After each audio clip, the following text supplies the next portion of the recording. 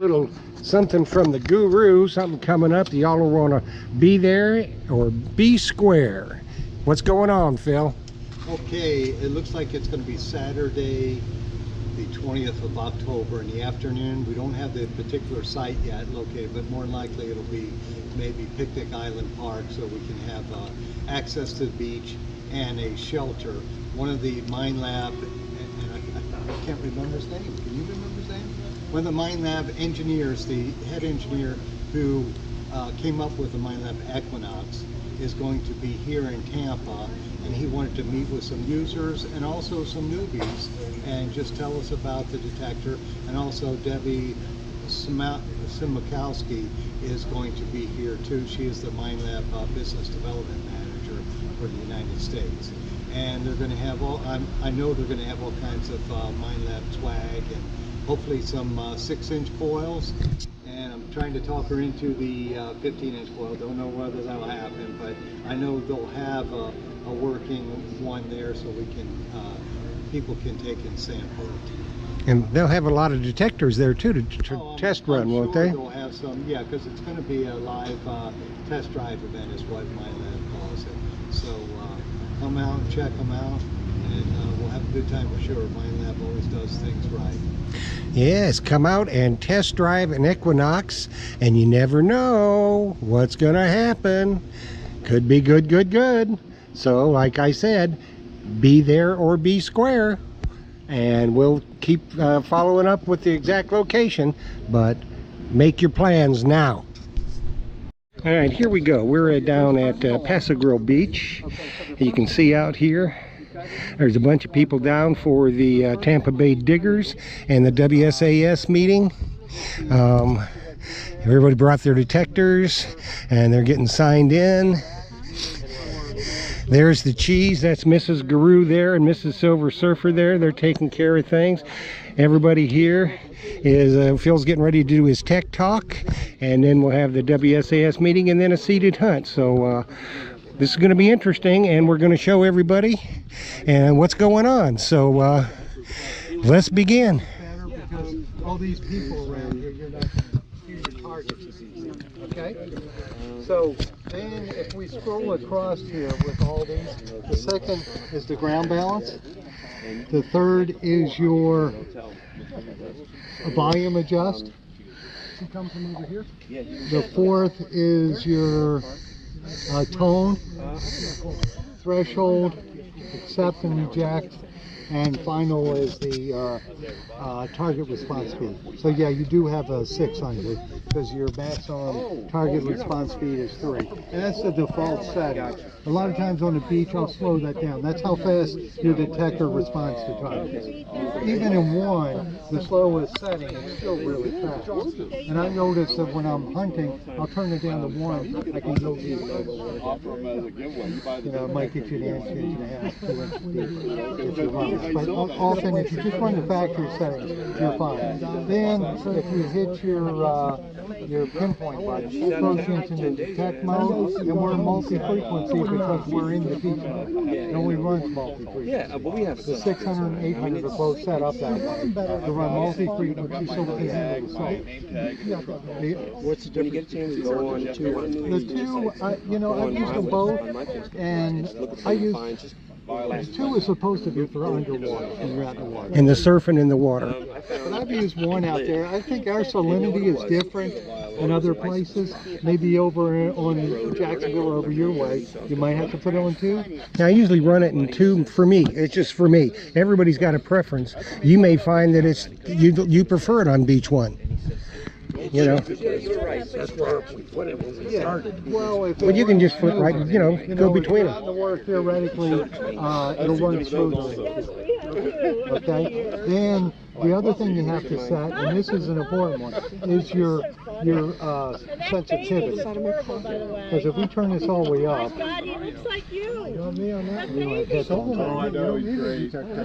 running pretty smooth. But normally at the beach I'm running 18 to 20. If I get out in the water, sometimes I'll turn it up to 22, 25, but it'll get checked. This thing can pick up a bunch of beer cans. There's the president of the club, Mr. Jeff Zolna, and this is one of the prizes for tonight. Gary Penta, one of the members, he makes these, and I tell you what, that's some talent. Some people just have way too much talent, and that is very nice. And somebody's going to find that tonight. We're not going to find this. They're going to find the token for it, and they're going to win that to take home. So that is awesome. Very nice. This is 100% waterproof. You can drop in the water, you're okay. Jeff was using his, and I was using mine the other day. We're hot in the water. We got wired headphones though. You really, I have a hard time hearing it without headphones. We always want to wear the headphones. No, I can tell. I do. It was a metal ring of some type, a big round one. It was dinging crazy full of noise. People were all around. But I am a lot of fun. Oh yeah, it'll go really deep. No, bigger the target, we always look at too. the face. Even out here, Yeah. I love a big chunk of aluminum or whatnot, or the bottom of the can. Drive, travel fit. You might go. We're 2 headed feet up. Me and a deep. bunch of buddies are headed That's up. just the way it is. A lot of Virginia, guys will just December. quit after a foot, so I don't. I'm addicted to it, so I'm digging until I know what it is. You know, but that's the trick with the bottle caps. When you go away from it, it's going to go negative, over it, positive, and then back to negative. And a regular coin won't do that. No, a regular coin won't. Let me see, somewhere in there, a coin. That, I think, is a zinc penny. And I knew instantly. Yeah, see the 19 staying there? Yeah, he gave me a bottle cap there. Now that one is all over the place. See our negative number? Right. Positive. Now we're so close to it, but the deeper we get it, it'll give us a nice positive, then it's going back to negative. Now, the trick is, you got a negative, a positive, and then it keeps going positive because there's another target. And it'll do that, absolutely. Well, we're going to talk about this. So that's a way to eliminate that. And do I have somebody else that's protected on? He had a bunch of questions on his. I'll get some answers. Is yours on? What's the thing with the coils? How big? Bigger, better? Bigger's gonna go deeper for coin-sized targets. You know, I mean, yeah, bigger will go deeper for coin-sized targets. Is your detector on? Is that one on? Somebody's got one on. Somebody's got one on. I don't know what's going on. Maybe there was a CTX here. I don't know. I don't see one. I took some more things from somebody. I determined to take cities so we can still run. There's another guy that comes over. So you were asking about the coil? That's the size coil I came with? I got 3 of them. Right. That's probably your best beach coil. The small one, you get a small one? Yeah, there's a small Like a one. little I think hockey this puck. one, the Let's old turn one, this and off. a great big one. Really not much shade right there. Go ahead. Okay. See, there's a bunch of people from the club out swinging already. They're having a good time. They're talking, comparing notes on detectors and finds that they found. So let's go interrupt them and interview some of them. I think you can sign up and join over there if you want to. It only costs like I think $25 a year. Okay. Yeah, I'm in. I mean, Hello. Hello. and then you get some of the ins and outs of the club as well. Perfect. You're all going to be on YouTube, you know. Oh dear. Oh wow. Glad I wore my black spin shirt. And so you I are? can use any- I'm Celeste. Rolls. R-O-L-E-S. Hey, you swing a. Well, ATX Pro, and I have a CDX 3030 in the car. How do you like the CTX? I love it. Take some time, some patience. I love it. I'm gonna go switch them out here in a little bit. Okay. And your name, sir? I'm Bruno Rosa. I'm down in Cape Coral. I got a bunch. I got a 800 Equinox, the 3030, Deus, GPX 4500. Always getting something. Can't have too many detectors. Can never have too many detectors. At least that's my But story. it's nice to get together and like compare stories, isn't it though? find new people and new places to hunt. I think that's the fun part about it. Sharing stories. It's not the first time I found a gazillion of them. The first one was a beer on top. I was really pleased with that little beer on top and the fact that it's still intact. You know, I'm not even going to clean it. I was going to, you know, just clean it up a little bit. These places. Nice. I leave everything. I just like to go for the bottle cap. That's my specialty. Oh, okay. So, Yeah, there's some people out there swinging. It's a beautiful evening. And there's a few clouds, but not much.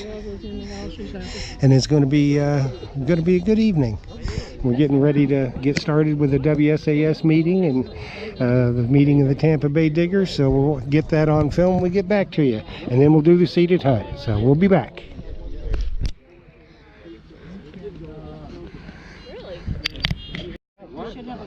And there we are, the WSAS, West State Archaeological Society, and it's dedicated to the preservation of Florida's history. You can see there's their banner and the table, and we're going to get an interview here. And as you see, it's sponsored by Myers Metal Detectors, as is this hunt, and the Tampa Bay Diggers. So we're going to get a little interview with the president and vice president of the club here, so we can find out a little bit more about it and what their goals are and what they want to accomplish this next coming year. So we'll get them rounded up and we'll be right back with you. Here we go. We going to have a little interview here with Jeff Zola. He's the president of the Tampa Bay Diggers and the WSAS. And there's the metal detector guru, Phil Myers, Myers Metal Detectors. Y'all have seen him before, but we're just going to ask him a few questions about the club, you know, how it's grown, and what the things they have in store for it in the next few months and the next year, what their goals are. So, guys, how about the club? Tell me a little bit about the club. Last year was the club's 40th year in existence, and we actually have a member that's been an original member for their entire founding. That's good. Founding member. So we recognized him last year.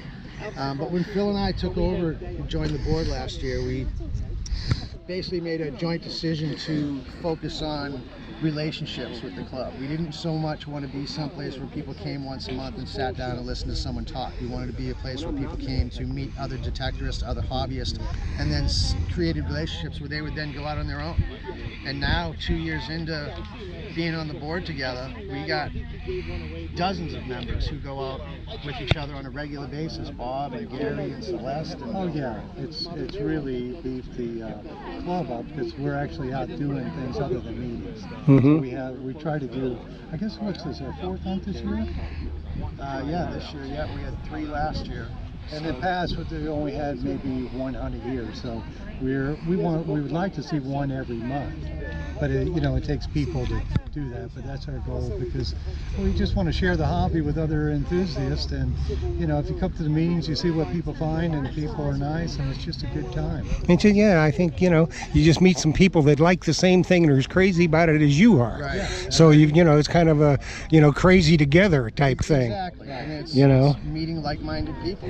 And plus, you know, you can go home and tell your wife, well, he's got one, I need one. You know, There's always that. That's, you know, they got to take advantage of stuff when you can. So what's kind of your goals for the upcoming year? To continue to grow, to continue to be a family and friendship-oriented club as opposed to a hobby-oriented club. The hobby to us is almost secondary because we have a gamut of, you know, hobbies included in the club, where some people are out there digging nothing but arrowheads, some other guys are digging nothing but bottle dumps, and then you got guys like us, you know, but I'm more of a coin shooter, he's a relic hunter. So, you know, being a club that has so many different, you know, branches to it, we wanted to focus on the friendships and again the relationships, and we created family packs this year to make it more affordable for people to come with their wives and their kids. That's the key there. And that's what we're trying to do. Yeah, with the kids, you promote families with their children. Exactly. You know, get the next generation into our hobby and continue to save history, you know, one plug at a time. Well, that's interesting. I mean, it's a great club, and I can see the growth, and you got some wonderful people. You know, things like like this really do work very, very well. People love them, and we're going to get with everybody's permission, of course, you know, to put this up on YouTube when we have our little hunt. I'm going to go around, talk to them, and get their feelings too. So it's a great thing y'all are doing. So keep it up, and we'll get on with the meeting. All right. Thank you. Well, you can see, and the weather's holding off out there. It is raining out there somewhere, but it's not getting us just yet. So thank the Lord for that. And you see these people out here, and these are just, you know, they're just hobbyists like all of us are, but you can tell just how much they love this hobby. I mean, you know, they're down there and they're digging and they're having fun, and that's what makes the difference. They're out there and they're getting exercises, and the camaraderie, and the, you know, the friendships that everybody makes. I mean, it's fun, and people are finding, you know, silver dimes and different things. But you know, you see all these folks and they're just having a great time out there swinging. I mean, all walks of life. There's old people, you know, that are retired. There's young people that still work. You know, husbands and wives that come out, you know, and they take turns swinging the detector. You know, one of them does the digging while the other one swings, and then they switch off and just have a good time. So like those folks right down there, I mean, they're just having a blast. But the key is they're out here and they're swinging. So there again, this is what we're trying to get across with the Tampa Bay Diggers and the West State Archaeological Society, is it's a family time. You know, bring your kids, and you can go to the meetings, meet a bunch of people, and then, you know, just have a good time. So we'll get back to you when we start doing the prizes.